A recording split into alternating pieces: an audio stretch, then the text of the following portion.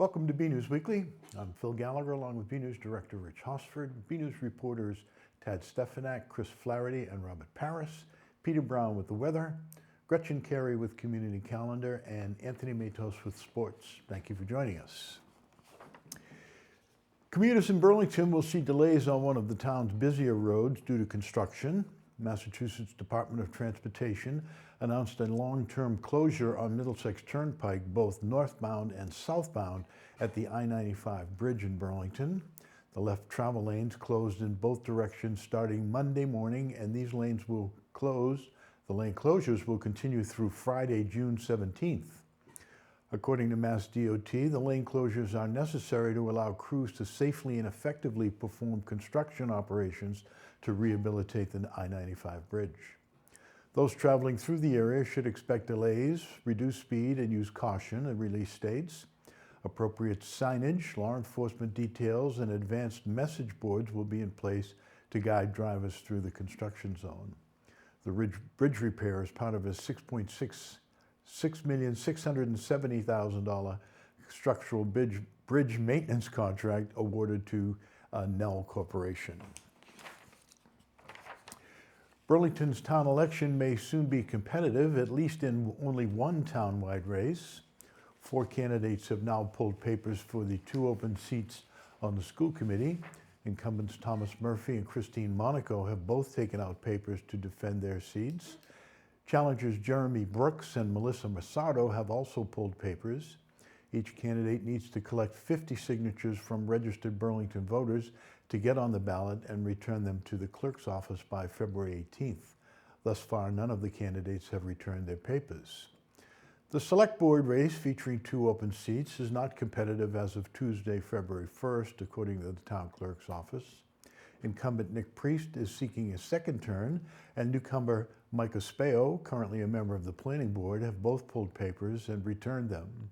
If anyone else wants to jump into the race, they have until 5 p.m. on Wednesday, February 16 to take out papers. Townwide seats up this year include town moderator, select board, school committee, assessors, library trustees, planning board, board of health, constable, housing authority, and recreation commission. There are also a number of town meeting seats that are open. This year things are a little different because the re-precincting after the 2020 U.S. Census caused a number of incumbents to suddenly be placed in different precincts. The 2022 Burlington town election will be held on Saturday, April 9, and the polls will be located at Burlington High School. As with all town elections, the polls will be open from 8 a.m. to 8 p.m. This year's lack of candidates continues a rather disturbing trend over the last 4 years in Burlington. Shawshene Valley Technical High School has announced a big step forward in finding their new superintendent. The Superintendent Search Committee for Shawshene Valley announced 2 finalists in the search for Shawshene's next new superintendent in a release sent out Tuesday. The 2 finalists are Anthony McIntosh, Director of Career and Technical Education at Keefe Regional Technical School, and Brad Morgan, Superintendent of Schools for North Middlesex Regional School District.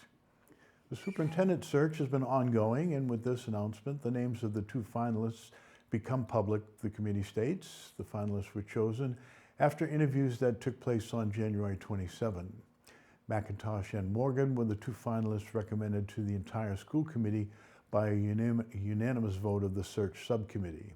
The subcommittee was impressed with both candidates and their desire to commit to the long-term continued success of Shawshene Tech.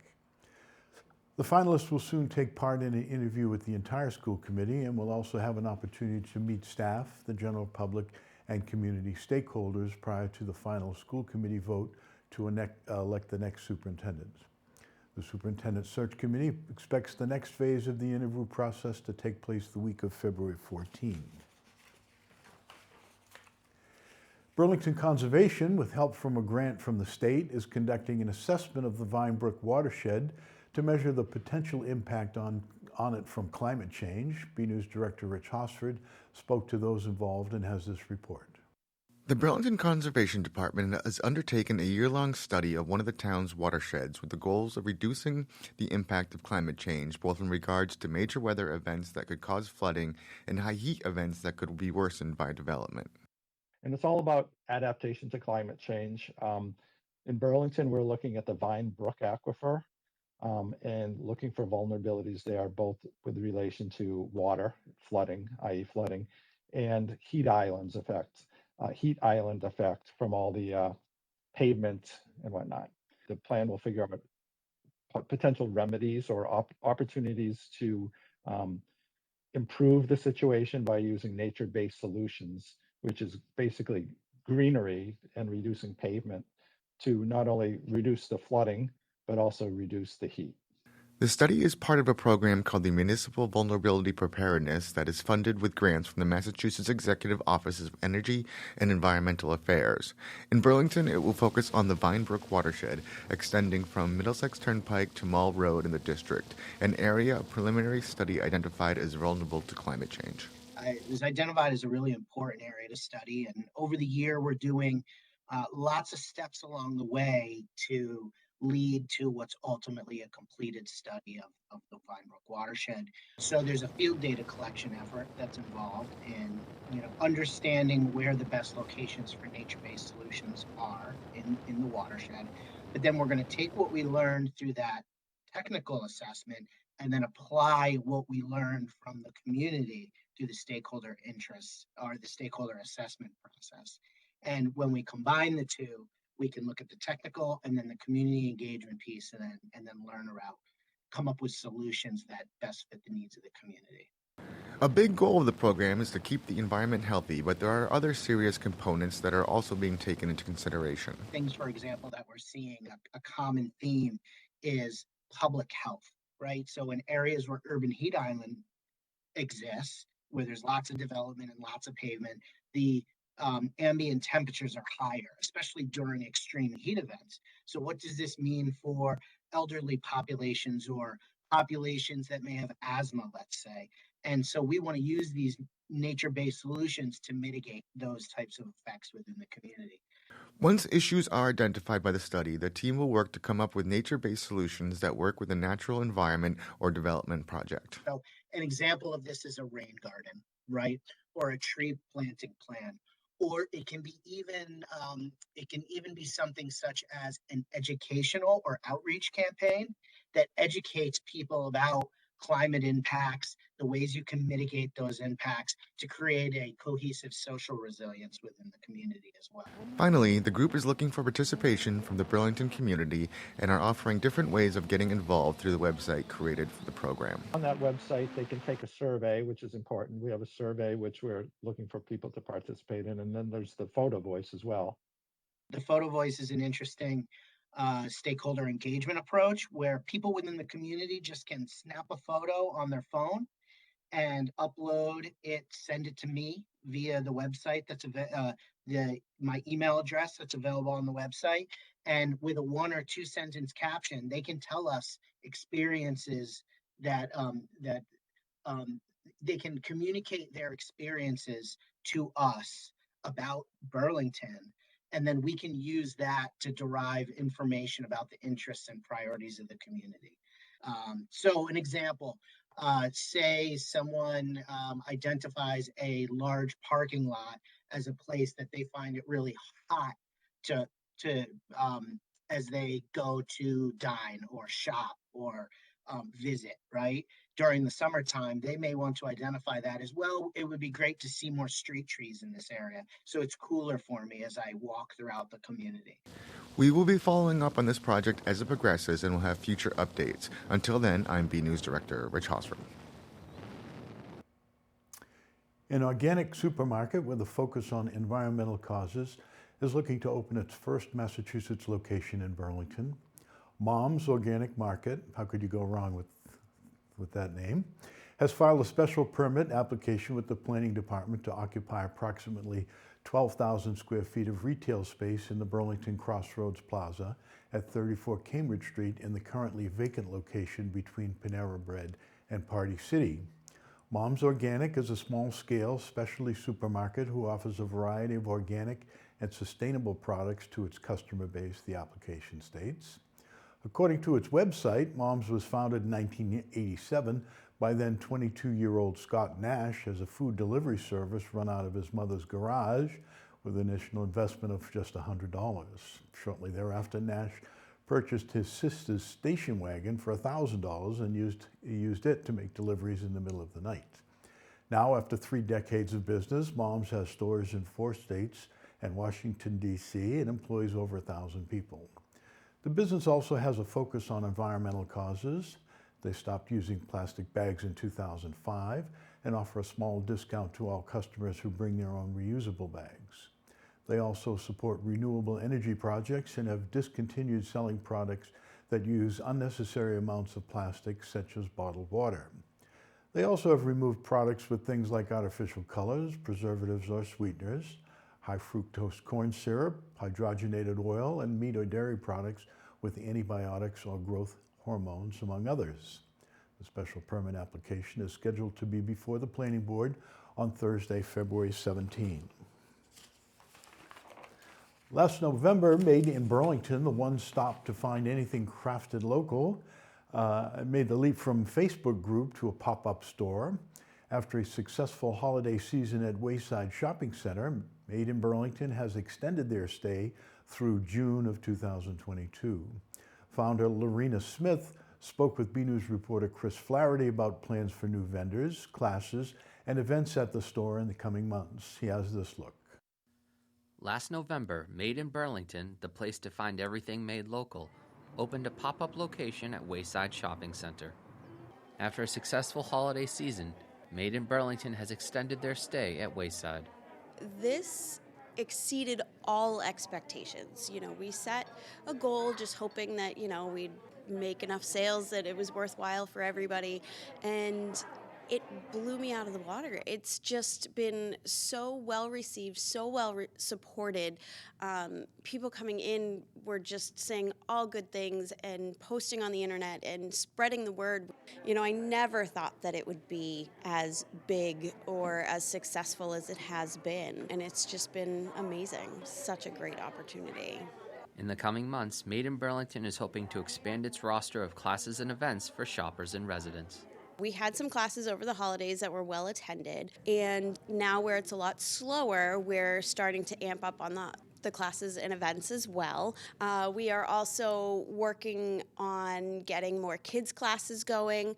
We're going to try to book in for February vacation when everybody's looking for something to do with the kids. And for those that are not comfortable coming in for the classes yet, we are currently amping up our DIY section with lots of little DIY kits for kids. You can come in and do them here, or you can bring them home. So we're just really trying to, help out the moms with the kids who, you don't want to go outside in the cold.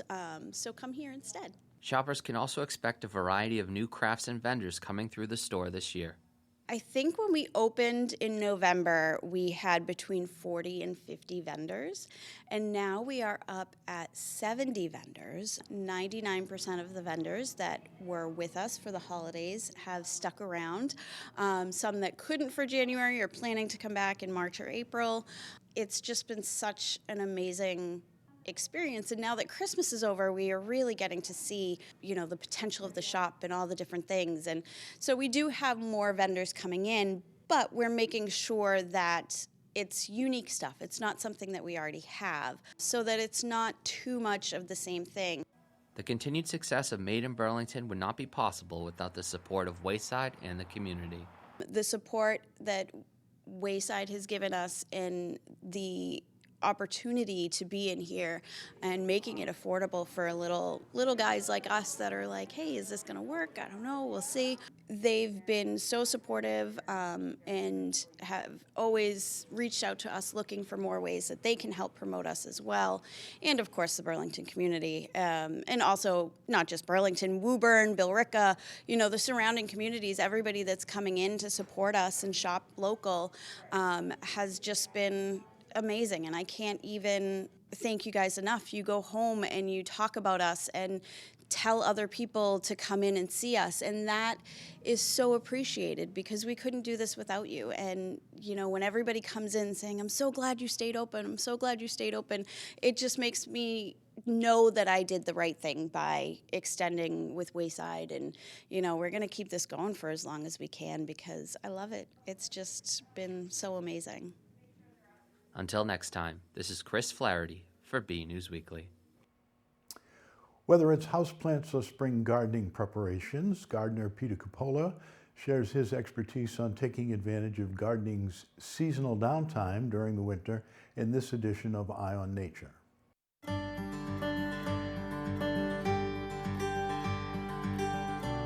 So even if you are not planning to grow anything from seed, you might, or you probably have some houseplants. So there are things you can do with them also.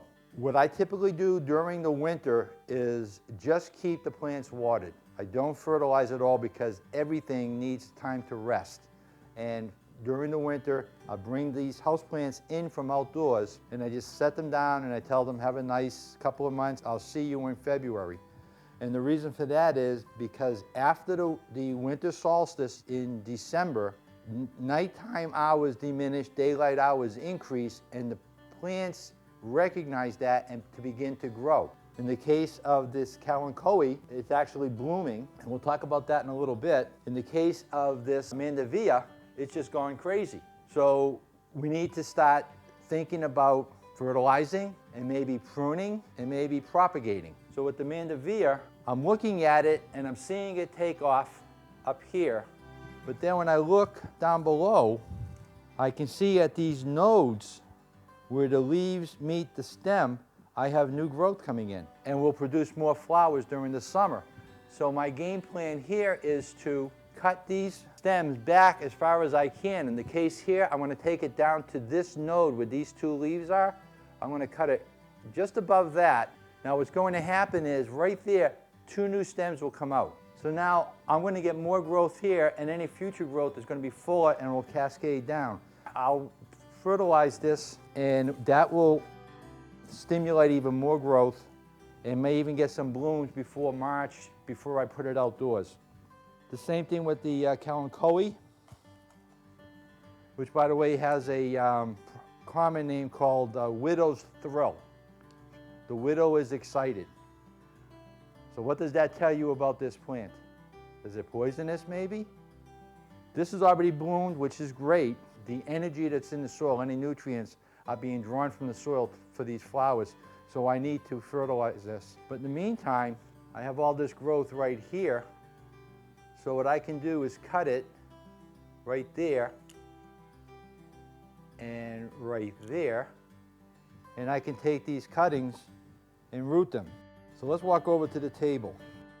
Starting plants from seed can be everything from very easy to a little bit difficult. One of the easiest ones to start from seed is a Coleus. This is a cutting that I took in the fall and I just brought it in, rooted it, let it grow all winter, and now I'm going to propagate it. So I have multiple Coleus for outdoors, planting outdoors. So what I want to do is just snip away all of the upper leaves. Now where I snipped away, each one of these points is where there are what they call latent meristem cells. These are growth cells that just kind of sit around with nothing to do until the plant chemically says, hey, we're in trouble. In this case right now, the plant lost its water supply and nutrient supply, so it is saying to the stem, we need roots. So what's going to happen in a couple of weeks is right at these points, we'll get roots growing. So all I need to do with a Coleus is put it in water and let it sit there. In a couple of weeks, it will root and then you can transfer it to a smaller pot. The cool thing about this, it is so easy that sometimes you just get lucky. That's the easiest. On the other end are the succulents like the Kalanchoe. These plants require some curing before they can be put into a pot.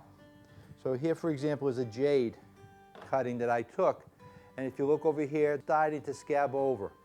The reason you need that to be sealed is you don't want any diseases that might be in the potting mix going into the plant and killing the plant.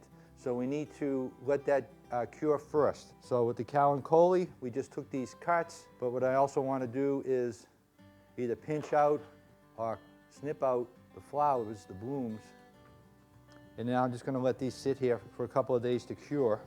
Once they've cured, I'll take a potting mix. Potting mix has a lot of peat moss in it, and it also has perlite. Perlite is volcanic powder. This does not absorb water. It aerates the soil, it makes it a lot looser. So a potting mix, for doing something like a succulent, you want to have as loose and friable as possible, and you get that by mixing a potting mix with perlite. Once you have that mix, so you pinch off the leaves, put a little hole in the middle, get it in, water it in, but here's the key. You want it to be wet, and you want it to be humid all around it. So take a milk bottle, cut the bottom off, and create a mini greenhouse. Keep the soil moist, and don't change this, don't touch it for 3 weeks, minimum of 3 weeks. After the 3 weeks, you take the cover off and then just give this a little tug. If roots have developed, then it'll be difficult to pull it out. But if it comes right out like that, then you didn't have any root development. And obviously, if it rots, it didn't take. You do the same thing with the jade, and the same thing with the mandevilla. So we can take this, same thing, just take that right the way it is, put it in the pot, cover it up, and again, that takes about 3 weeks. But it's something you can do now to get you into February when it's a lot brighter outside and you start thinking about what's going on outside.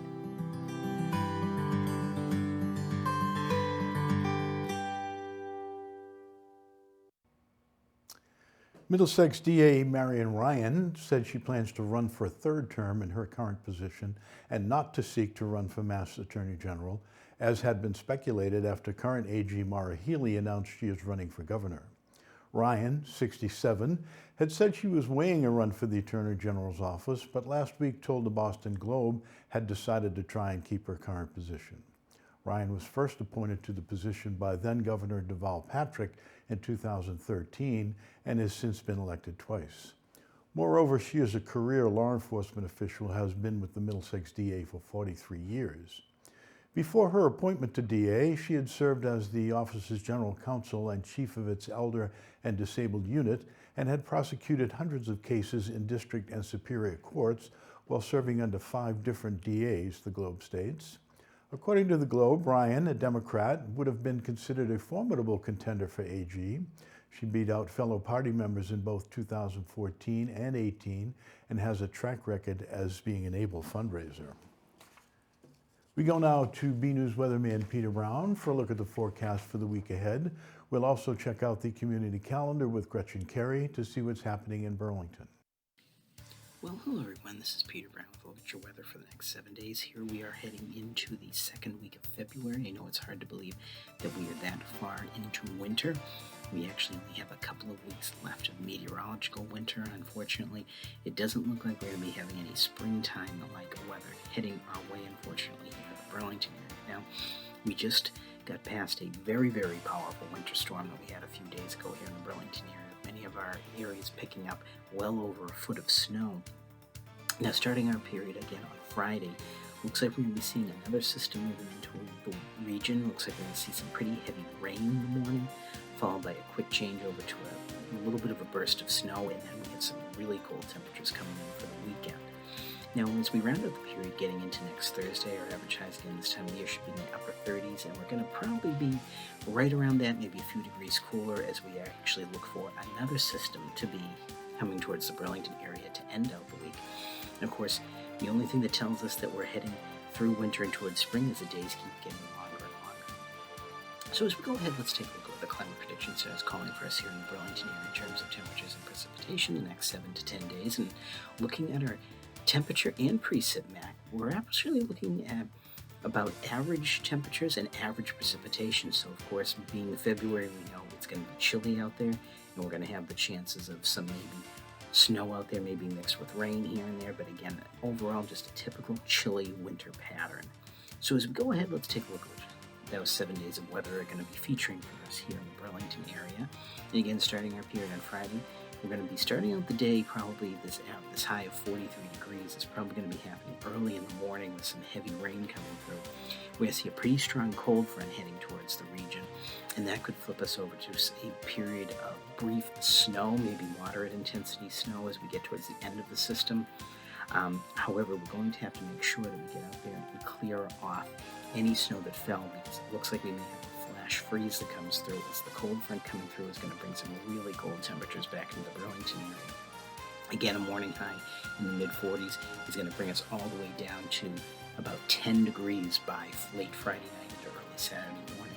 Again, as we get up on Saturday, really cold weather comes back in, temperatures only in the low 20s. That's going to continue with a little bit of a moderating temperature by Sunday, but really nothing very warm out there. Now, as we get into Monday, starting on our work week, looks like another weak system is going to come by the Burlington area. This could bring us some light rain and snow. We're going to have to keep an eye on this one. This could actually turn into a bigger storm. So again, keep tuned to your local media outlets just to keep an eye on this one. Fair weather is going to return to us on Tuesday and Wednesday before we see the chance of yet another system with mixed bag of precipitation chances coming in here by Thursday, with our temperatures in the low to mid 30s. So everyone, get out there, enjoy the weather, and have a great week. It's flu season. You're probably planning to get your kids their flu shots, but remember to get yours too. Vaccinating your family is the best way to protect you and your kids from the flu. Protect yourself. Protect your family. Get your flu shot today. Hey everyone, I'm Gretchen Carey, and this is your community calendar.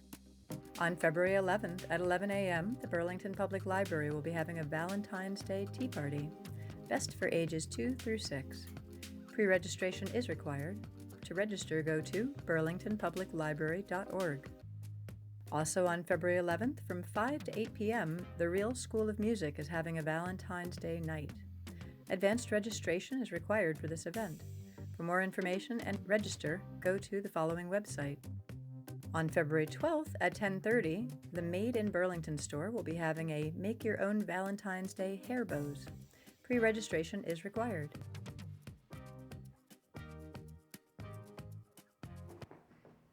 The winter sports season is well underway, and our BNEWS sports reporter has all the latest Red Devil actions in this week's sports report. Let's have a look. Hey everyone, I'm Anthony Matos, and this is your weekly sports report. Things are heating up for the winter sports at BHS. Girls track made history at the Reggie Lewis Track and Tennis Center in Boston on January 21st during the Massachusetts State Track Coaches Association Division III State Relay Championship. For more, we go to BNews sports reporter Robert Paris. Girls varsity indoor track is bringing home a D3 relay victory, as the team was crowned as champs during the night of January 21st at the Massachusetts State Track Coaches Association Division III Relays in Boston. One of the most exciting meets of the season for us. It was our very first state relay championship in program history. A lot of first place finishes from a lot of our relay teams, and just the energy there from all the girls was awesome. It was like the best showing of teamwork that you could ask for. It was really awesome. For a number of years, boys coach Matt Carr has already led his team to relays and champions. Jess McCarthy is glad for the opportunity to lead the team to their first relay championship victory. Always in the back of our minds, like, we want to do that we want our turn too. So it felt really, really cool to have Burlington represent at relays again this year and win. And it's a really good feeling to know and represent Burlington and have these girls represent Burlington as well. Senior Jolene Russo is happy to be a part of this group of athletes this season. It was really fun. Going into it, the coaches were telling us that we had a really good chance this year of winning, which was very cool because a lot of the athletes, at least on the team, we didn't always believe in ourselves, but the coaches were there saying this was a meet.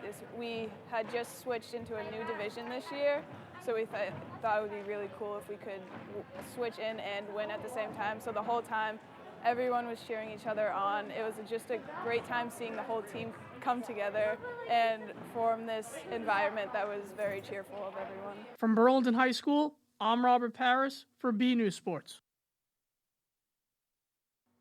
Both of the indoor track teams went to the Middlesex League meet on February 2nd. The girls won by a total of 90 points and came in first place. They were announced as the Middlesex League champs. Congrats. The girls' basketball game against Stoneham, originally scheduled for January 28th, is scheduled to be played on February 16th. On January 28th, the boys' team traveled to Stoneham to face the Spartans, where they won 74-54. Both teams faced Watertown on February 1st, and we have some highlights. The Red Devils did battle with the Watertown Red Raiders on February 1st. In the first period, Burlington put up a total of 21 points. Watertown had 15. 21-15 after one. Second quarter, the Red Devils added another 11 points and the Red Raiders had 13.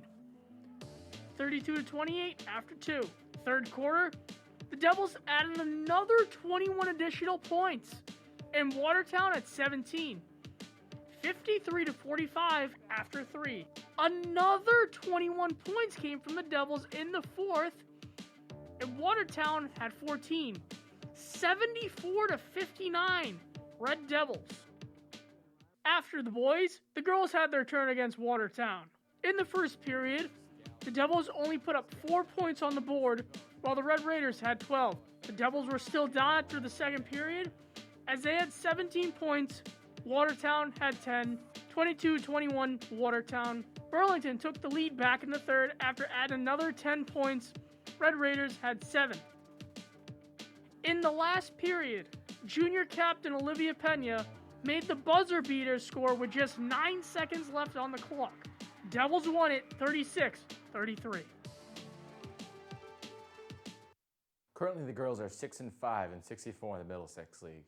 The boys improved to 11-4 and are 9-3 in the Middlesex League. As of January 27th, the MIAA website has power rankings for schools in the Commonwealth and where they currently stand. Girls basketball is ranked number 34 in Division II, while the boys are ranked number 15. Girls ice hockey headed to Stoneham Arena to take on the Spartans on February 2nd. The girls won the game 4-3. Kaylee Rabazi had 1, Lexi McKinnon had 2, and Shay McDonald added another. Currently, the team moves to 6-7 on the season. Boys hockey had 2 games during the week. First, they headed down to Canton Metropolis Rink to face Canton High School on January 31st. The Red Devils will shut out 4-0. Then headed to Stoneham on February 2nd, where they lost 1-4. Currently, Burlington drops to 2-10-1 on the season. The girls stood 25th ranked in the MIAA Division II power rankings, and the boys did not make the list. Girls gymnastics will head to Wilmington on February 3rd. As of taping, the meet is still to be played. Burlington is currently 4-1 on the season. Boys gymnastics took on Newton North on January 28th, where they scored a season high of 120. They won the meet 120-101. They finished the regular season on February 1st against Lowell and won by a score of 122.6 to 108.3. Burlington finishes the regular season undefeated at 6-0, and they will host the MIAA State Championship meet on February 3rd. We will have coverage of the event in the next week's sports report. Boys swimming took on Watertown on January 27th, where they lost by a score of 70-86. They had their final regular season meet of the season against Belmont on February 1st, where they lost 82-74. Burlington finishes 0-10. Red Devil Wrestling hosted Shawsheen Valley Tech on February 2nd. Burlington managed to score 14 points in the 14-57 loss and drops to 3-11-1 on the season. You can check out all the winter schedules at arbiterlive.com and type in Burlington High School. For more Red Devil action, go to the BNEWS Sports section at bcattv.org/sports and check out our Twitter page at BNEWS Sports. That's our weekly sports report. I'm Anthony Matos. Back to you guys in the studio. In other related Red Devil sports news, the boys gymnastics team has won the Mass State Championship on the night of February 3rd. A variety of awards were presented to members of the team, including senior captain Nick Kim, who won Outstanding Gymnast of the Year. Kim also received 3 event titles for his performance in high bar, floor exercise, and parallel bars, which helped the Devils in the long run, as Kim had a total of 47.8 points on his own. In addition, second-year coach Jordan Marino won State Coach of the Year. The Red Devils finished the season undefeated at 7-0, which includes the state championship meet. This is something the New England Patriots could have done in 2007, but was stopped by the infamous helmet catch caught by wide receiver David Tyree. Congratulations to all who are part of this year's team, and good luck on your future endeavors. Another week, another photo to highlight. This week's photo shows an early morning over Burlington neighborhood. It was sent in by young resident Gwen McNamee and features a sunrise she took from her family home on a winter morning. The red and orange colors really make the sky pop. Thanks for the photo, Gwen. We'd like to see your photos. They could be of your winter activities, a family trip, or just everyday moments, whatever you think is interesting and want to share. Email your photos to bcat@bcattv.org with the subject line Photo of the Week. Okay, that's it from the news desk here at BNEWS Weekly. I'm Phil Gallagher, along with Rich Hosford, Tad Stefanak, Chris Flaherty, Robert Paris, Peter Brown, Gretchen Carey, and Anthony Matos. Thank you for joining us.